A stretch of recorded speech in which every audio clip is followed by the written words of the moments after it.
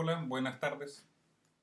Les preparé un video para que repasemos juntos un poco sobre metabolismo energético, ya que estamos en pleno proceso de muestreo histopatológico de muestras de hígado, ¿cierto? De corderos que están muriendo en este momento en este plantel productivo y lo que queremos es analizar de alguna forma las lesiones encontradas en el hígado y asociarlas con una probable causa de muerte, especialmente asociada a este proceso de inanición, ya sea de producto de un mal amamantamiento o debilidad del cordero o la muerte por frío. Y entonces nosotros nos enfocamos en el muestreo de este órgano, el hígado, que como vamos a ver ahora tiene un rol crucial, ¿cierto?, en el metabolismo energético. Este video está preparado solamente para que iniciemos la conversación, ¿ya? Yo no soy bioquímico de especialidad, por lo tanto, si hay algún bioquímico que va pasando por acá, ¿cierto? Y ve el video, probablemente va a encontrar algunos errores de omisión, ¿ya? Significa que yo no voy a entrar en detalles de grandes, no voy a entrar en grandes detalles sobre todas las enzimas que participan, sino que algunas que van a ser importantes para nosotros, especialmente para la interpretación de la parte histopatológica, ¿ya? Así que veamos, recordemos un poco cómo es el metabolismo energético, qué órganos participan y para que iniciemos entonces una serie de conversaciones al respecto, para que cuando recibamos las primeras muestras ya estemos en condiciones, ¿cierto?, de interpretarlo utilizando todos estos conceptos de fisiología. Bueno, ¿cómo comienza esta historia? Esto que vamos a ver ahora se aplica, como les comentaba, a estos corderos que están naciendo a pleno invierno. Esto mismo podría ser aplicado a las ovejas que están creciendo en zonas frías, por ejemplo, con muy poca disponibilidad de alimentos. Las alteraciones que vamos a ver ahora podrían ocurrir también en una persona que hace una dieta mal hecha, por ejemplo, que quiere bajar rápidamente de peso, aparentemente quemando la grasa, y ella misma definiendo, o él mismo definiendo una dieta en la cual suprime absolutamente los carbohidratos y con la idea de quemar la grasa, ¿ya? Vamos a ver ahora dónde está el error en eso. Bueno, ¿dónde comienza este tema? El metabolismo, como todos los procesos bioquímicos, sigue una línea de tiempo. Significa que hay procesos que ocurren primero, ¿cierto? Y se van superponiendo o sumando otros, ¿ya? Y eso es lo que a nosotros nos va a importar a la hora de interpretar. El hígado y el músculo esquelético son órganos que acumulan, ¿ah?, una reserva de glucógeno, que es una forma de almacenamiento de la glucosa. Así como en las plantas existe el almidón, ¿cierto?, que es una forma de almacenamiento de glucosa, los animales como nosotros almacenamos glucógeno, ¿ya?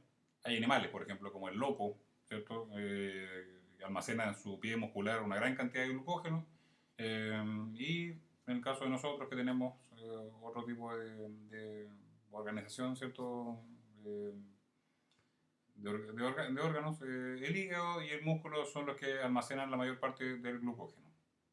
Entonces es una forma de almacenamiento de la glucosa. En las primeras horas de demanda energética, eso llámese por ejemplo en la mañana, antes de tomar desayuno, a media mañana cuando ya sentimos hambre, el hígado y el músculo pueden echar mano de alguna forma a esta reserva de glucógeno para que esté disponible para los demás órganos. El hígado es especialmente el órgano que hace esto, ya que el músculo, si bien almacena glucógeno, la reserva que tiene es más de un uso personal, ¿ya? El hígado sería un órgano un poquito más egoísta en este caso y es el hígado el que lo comparte en su mayor parte. ¿Cómo se llama este proceso de utilizar el glucógeno para producir glucosa? Es la glucogenólisis, que ahí está mostrándose con el puntero. Glucogenólisis, que significa entonces esta ruptura de glucógeno para generar glucosa.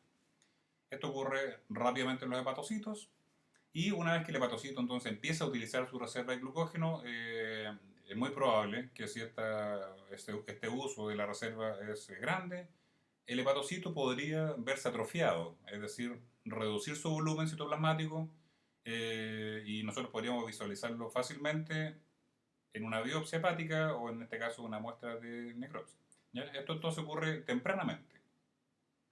Como conversamos en la necropsia anterior, este proceso es severo, ¿cierto? Es grave en animales muy pequeños, que las cuales casi su única reserva energética que traen desde el nacimiento es el glucógeno y que lo utilizan rápidamente a las pocas horas de haber nacido, esperando nutrirse, ¿cierto?, de la leche materna y empezar a tener ya otras fuentes energéticas.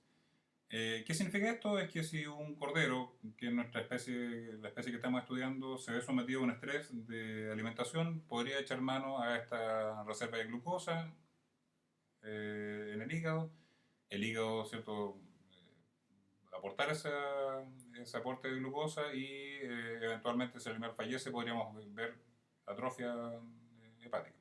Esta glucosa se exporta a otros órganos, por ejemplo cerebro, ya que es un órgano muy dependiente de la glucosa y un órgano primordial, ¿cierto? Por lo tanto, muchas veces el metabolismo privilegia este órgano sobre otros. Pasa el tiempo. ¿Qué ocurre cuando ya esta reserva de glucosa va disminuyendo?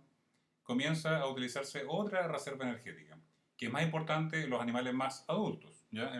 Como les comentaba, los animales neonatos, los animales muy jóvenes, muchas veces tienen muy poca reserva. Y me estoy refiriendo a la grasa, que está mostrando acá el puntero. La grasa, la que nosotros conocemos comúnmente como la grasa subcutánea, la grasa perirrenal, la grasa pericárdica, es un lípido, ¿ya? Y específicamente triglicéridos, lo que aquí aparece con la sigla TAG, o triglicéridos o también llamados triacilglicerol, que está formado por una molécula de glicerol y tres ácidos grasos. El adipocito, que es la célula localizada en el tejido adiposo, realiza un proceso que se llama lipólisis, ¿ya? Y esa lipólisis tiene como producto ácidos grasos y glicerol. Los ácidos grasos viajan por la sangre hacia el hígado y en el hígado el hepatocito lo utiliza para sacar energía. Ahora, ¿de qué forma el ácido graso aporta energía? En un proceso que ocurre en la mitocondria del hepatocito y se llama la beta-oxidación. ¿Ya? Beta-oxidación. Esta beta-oxidación tiene como producto una molécula muy importante en el metabolismo energético que es la acetilcoenzima A. Aquí está escrito acetil-CoA. Es una molécula muy importante porque vamos a ver que esta es la molécula que finalmente va a tener que ingresar a este ciclo, a los ciclos energéticos para poder aportar ATP. ¿Ya? Pasemos entonces a la siguiente diapositiva para ver dónde ocurre este proceso. Acá tenemos otro esquema, ¿ya?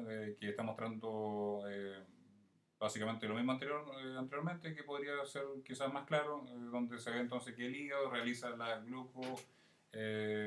glucogenólisis y posteriormente hace la beta-oxidación con los ácidos grasos que le va a aportar el tejido adiposo. ¿Ya? Eso está mostrando entonces esta diapositiva. Este esquema que aparentemente es un poco traumático cuando uno lo ve, ¿cierto? Ve muchas flechas y muchos nombres y que empieza a generar anticuerpos. Bueno, este ciclo, esta diapositiva es muy importante, por lo tanto vamos a tener que aprender a amarla.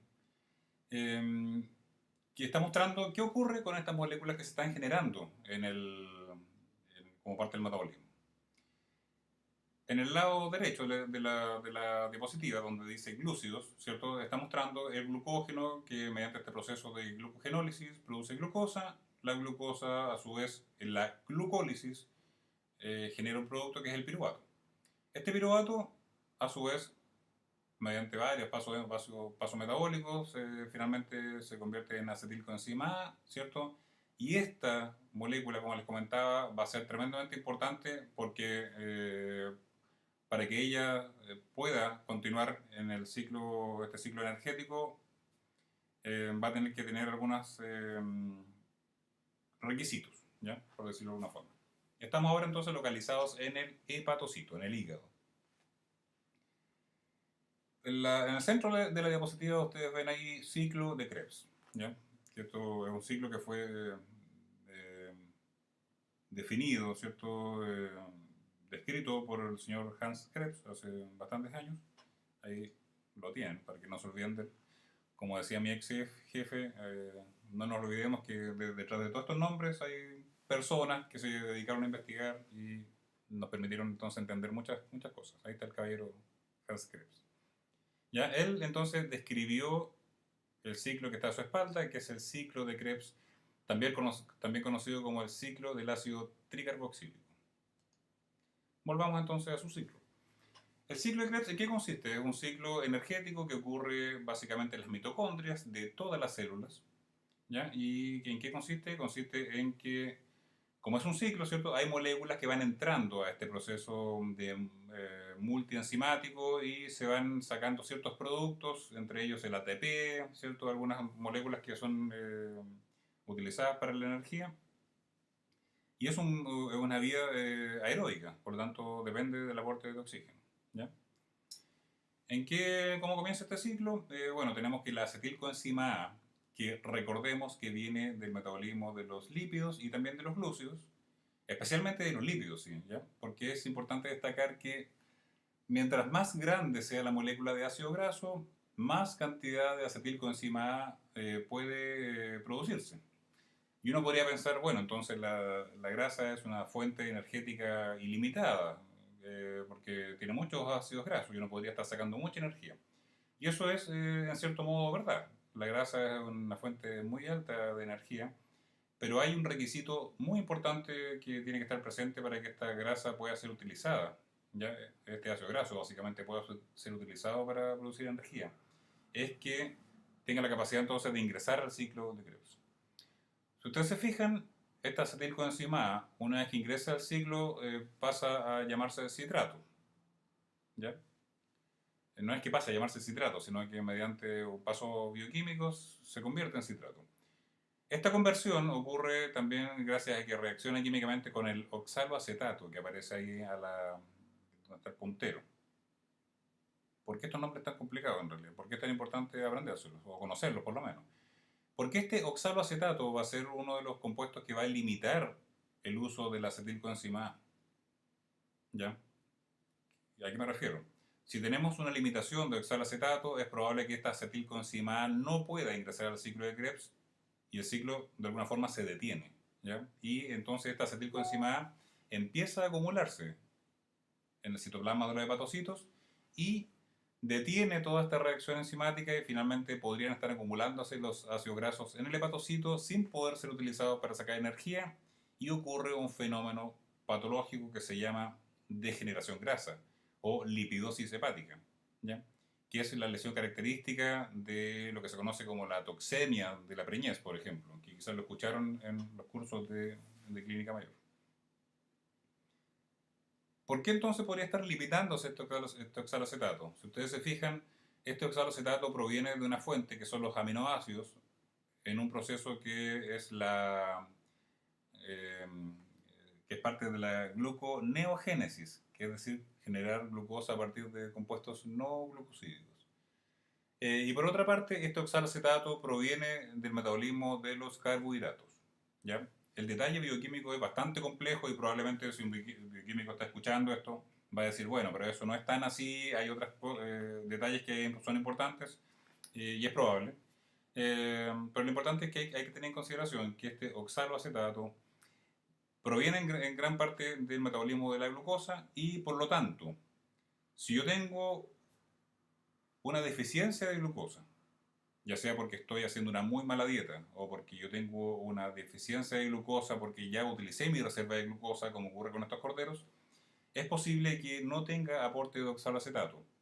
Por lo tanto, que la acetilcoenzima A que quiere ingresar al ciclo de Krebs no lo va a poder hacer porque tengo esa limitación y entonces la acetilcoenzima A detiene la reacción bioquímica de la beta-oxidación y se empiezan a acumular los ácidos grasos. ¿Ya?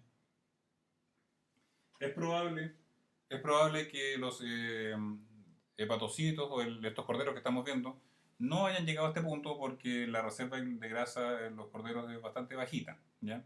O en caso de estar presente, es probable que encontremos entonces evidencias de que la grasa perirenal y pericárdica esté de alguna forma deteriorada, ¿ya? Eso entonces es lo que va a ocurrir acá. Y entonces vamos a tener esta deficiencia. Respecto a los otros elementos que participan, finalmente proteólisis y el uso de las proteínas, y ya va a ser de otro capítulo porque ahí el detalle bioquímico se complica. Lo importante ahora es entender entonces por qué este órgano es tan importante, por qué podría atrofiarse y por qué podría eventualmente sufrir entonces lipidosis. ¿Ya? Esta misma diapositiva, ahora, si lo analizamos punto por punto, ¿qué ocurre en el ayuno? Ayuno, entiéndase, falta de alimentación, por ejemplo. Comienza donde está el número 1, las reservas de glucógeno se agotan. ¿Ya?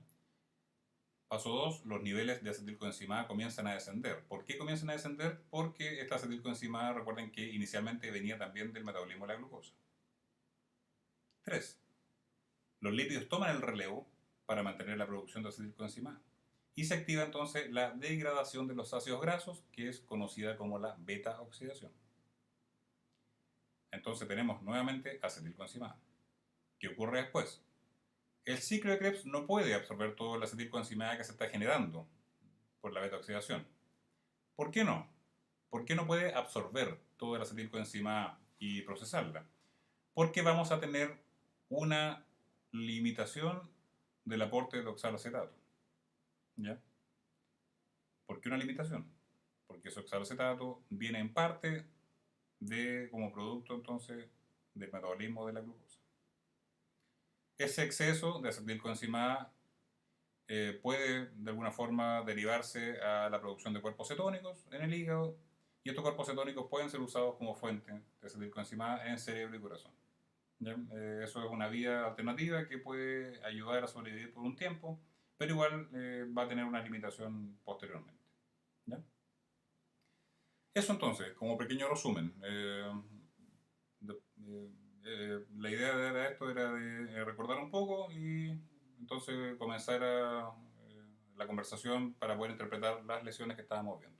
¿Ya? Entonces recordar el origen de la atrofia hepática, el origen de la lipidosis hepáticas, en estos casos de ayuno prolongado. ¿Ya? Muchas gracias por su atención y estamos en contacto.